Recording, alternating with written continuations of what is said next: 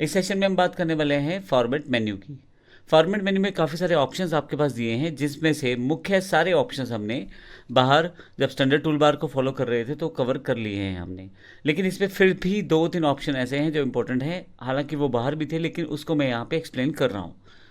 आपके पास सबसे पहला ऑप्शन है यहाँ पे वाटरमार्क। वाटरमार्क बाहर टूल बार पे अवेलेबल नहीं था, लेकिन यहाँ पे अवेलेबल है। वाटरमार्क क्या होता है?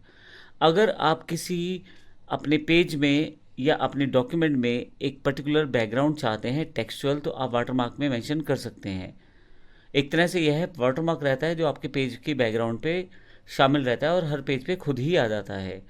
आप वाटरमार्क को क्लिक करें इसके लिए और यहाँ पे टेक्स्ट टाइप करें। जैसे मैं टेक्स्ट टाइप कर देता हूँ, दिस इज़ वाटरमार्क।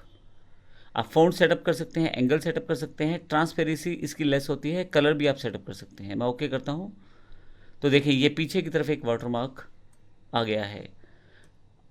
अब दूसरे डॉक्यूमेंट पे है, दूसरे पेज पे है, तीसरे पेज पे है, और अब यहाँ पे दूसरे पेज पे भी है और तीसरे पेज पे भी है। यह पेज में एक्चुअली बैकग्राउंड साइड पे ही रहता है, और इसको अगर आप एडिट करना चाहते हैं तो फिर से फॉर्मेट पे आएँ और यहाँ से फिर से वाटरमार्क पे क्लिक करें। अगर मैं इसका फ़ॉन्ट चेंज करना चाहता हूँ तो फ़ॉन्ट चेंज कर सकता हूँ। अगर मैं एंगल चेंज करना चाहूँ तो एंगल चेंज कर सकता हूँ। जैसे मैं इसको 180 कर देता हूँ। ट्रांसपेरेंसी चेंज करना चाहूँ, यानी कि इसको हल्का दिखाना चाहूँ कलर को, तो मैं हल्का दिखा सकता हूँ। उसके लिए ट्रांसपेरेंसी मैं यहाँ से बढ़ा देता हूँ और ओके कर देता हूँ। ये लें, अब मेरे पास ये 180 डिग्री में रिवर्स दिखा रहा है, तो इसको मैं ठीक कर देता हूँ। यहाँ पे फॉर्मेट, वाटरमार्क, इसको 0 कर देते हैं और देखें आप डिफ़ॉल्ट सेटअप में ये आ गया है। तो यहाँ से मैंने इसको सेट कर दिया है। थोड़ा सा लाइट है क्योंकि मैंने इसको चेंज किया है इसकी सेटिंग्स। फिर से दोबारा मैं वाटरमार्क पे आता हूँ और यहाँ पे मैं कलर भी चेंज कर सकता हूँ इसका। तो जो कलर आप सेट करेंगे वो कलर यहाँ पे अप्लाई हो जाएगा। ये देखें। अगर आप वाटरमार्क हटाना चाहते हैं तो उसके लिए फिर से आपको फॉर्मेट पे वाटरमार्क पे आना है और आप इस टेक्स्ट को हटा दीजिए यहाँ से और ओके कर दीजिए। वाटरमार्क आपके पेज से चला जाएगा। तो इस तरह से आप वाटरमार्क का प्रयोग कर सकते हैं अपने पेज पे कुछ भी स्पेसिफिक लिखने के लिए, जैसे कंपनी का नाम या कुछ ऐसा इंपॉर्टेंट इन्फॉर्मेशन जो पूरे पेज पे बैक साइड पे आ जाए। इसी मेन्यू में हमारे पास एक और कमांड है ग्रुप के रूप में। फॉर्मेट पे चले जाएं, सबसे नीचे की तरफ एक कमांड है ग्रुप। अभी डिसेबल है क्योंकि अभी ग्रुप अप्लाइड नहीं है। तो ग्रुप को कैसे अप्लाई किया जा सकता है? मैं नीचे आ जाता हूँ और यहाँ पे मैं 2 इमेजेस इंसर्ट कर लेता हूँ। एक मेरे पास सर्कल इमेज है, इसमें मैं कलर सेटअप कर देता हूँ,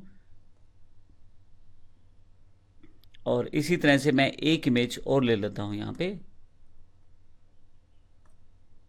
और इसका कलर भी मैं यहाँ से चेंज कर देता हूँ।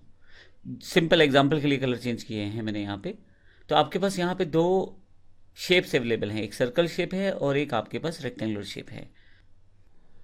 अगर मैं इसे क्लिक करूं तो ये मेरे पास सेलेक्ट हो जाएगी। आपके पास यहाँ पे देखें रेक्टेंगुलर हैंडल्स आ गए हैं हर कॉर्नर पे, जिससे मैं इसका साइज़ बड़ा छोटा भी कर सकता हूँ। इस तरह से अगर मैं रेक्टेंगुलर शेप को क्लिक करता हूँ तो उसको भी सिलेक्शन में लेके आ सकता हूँ।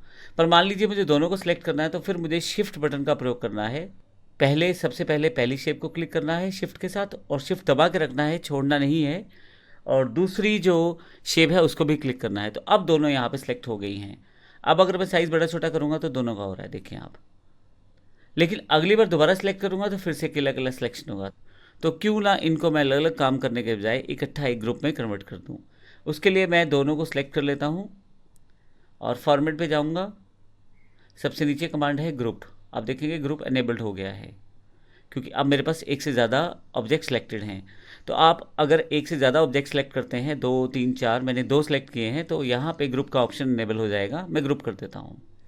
जब आप ग्रुप कर देंगे तो नेक्स्ट टाइम जब आप क्लिक करेंगे तो देखें दोनों ही एक ही इमेज का पार्ट है, एक ही शेप का पार्ट लग रहा है। तो जब आप कोई काम इस पर करेंगे तो दोनों पे अप्लाई हो जाएगा। ये देखें, कुछ भी मैं करता हूँ तो यहाँ पे दोनों पे अप्लाई हो जाएगा। मैं कंट्रोल Z कर देता हूँ फिर से।